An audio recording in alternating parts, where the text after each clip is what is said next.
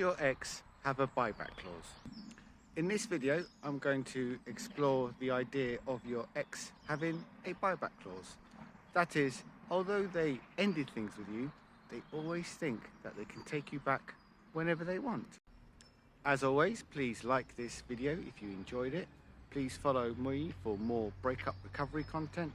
And if you're brave enough, please do drop a comment. Okay, promotional activities over. Let's get back to the video. So perhaps at the time of your breakup, you did the begging, the pleading and the blowing up of the phone. And in your ex's eyes, this type of behavior, even though it's natural, they still wanted a life without you. However, this type of behavior further reinforces this concept of the buyback clause. They think they can take you back whenever they want. You see, when you stop the begging and you go into no contact, this happens from the very first second. Your ex goes into what we call the relief phase. And while they're partying, you're going to learn. You are going to develop the growth mindset.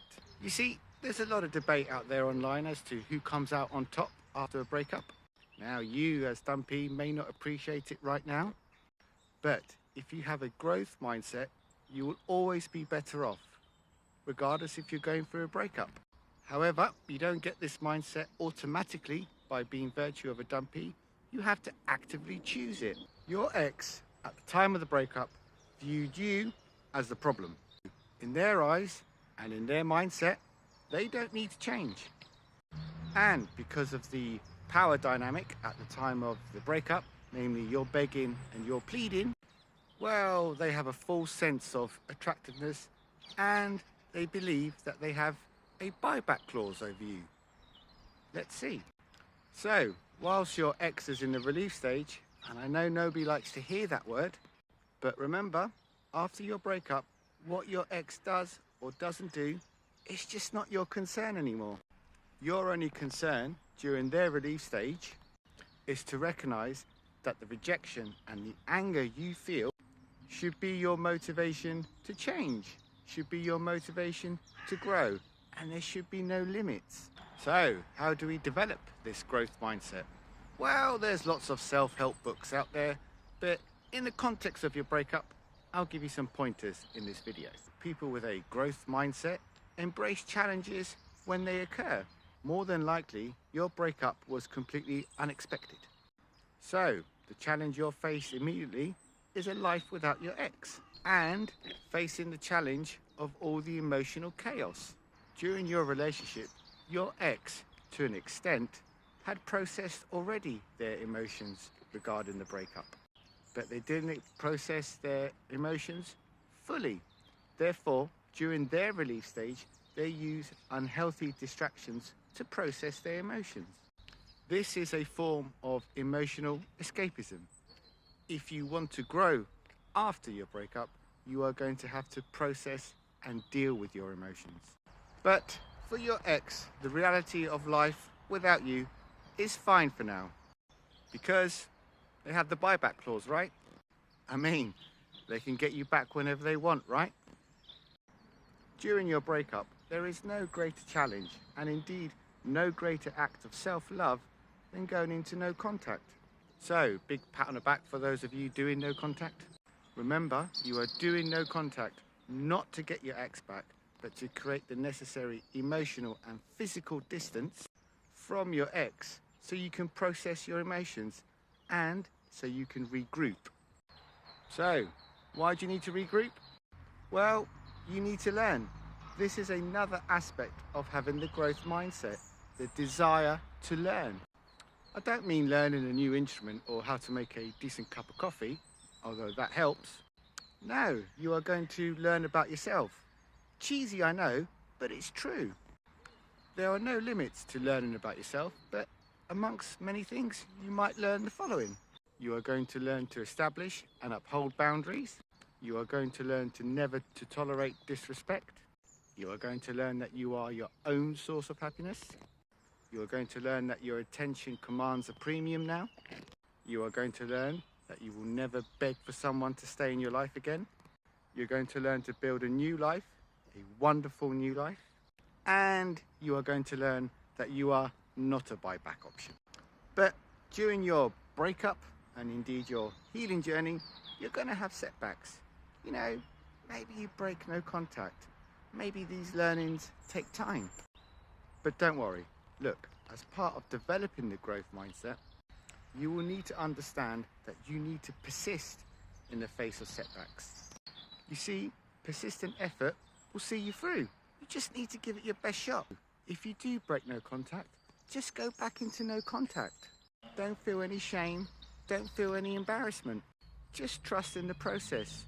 Persist, and you will get the correct outcome. The correct outcome being to be healed and to grow, and not to get your ex back. Because remember, that is not within your control. Having a growth mindset means that you will learn from criticism. And in the context of your breakup, you're going to be your own biggest critic. So, find out where you went wrong. Fix it. Start growing. Start progressing. This can, of course, include any insecure attachment styles you may have. Also, you're going to have to learn from the criticism your ex gave you. Learn from it. Grow and change. All this learning and changing and growing, it's all within your control.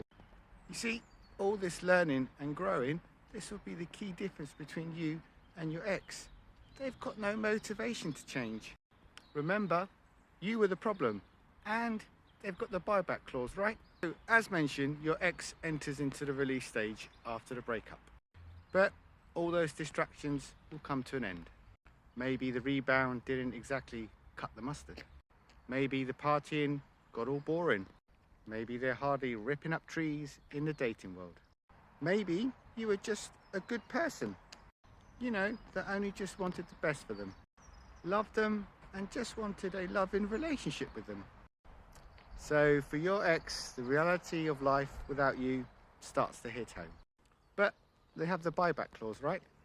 So if we take this buyback clause, add a sprinkling of nostalgia through the fading effect bias, and the mysterious disappearance of you through no contact, well, this will generate some curiosity.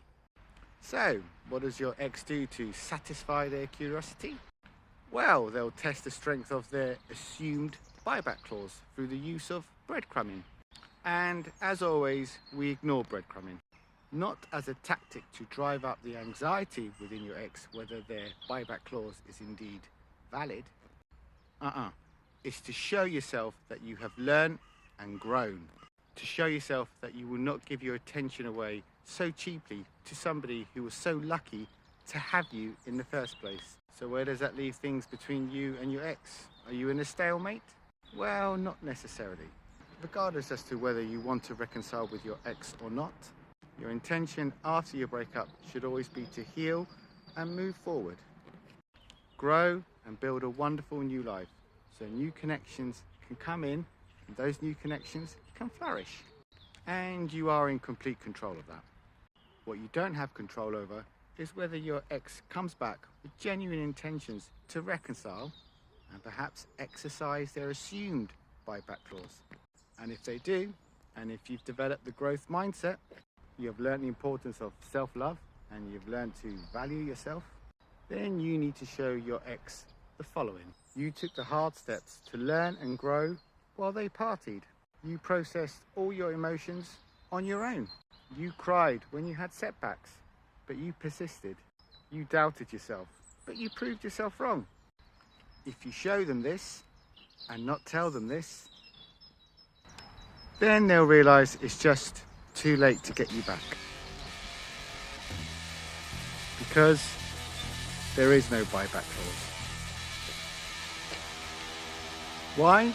Well, because you've outgrown them while they stood still.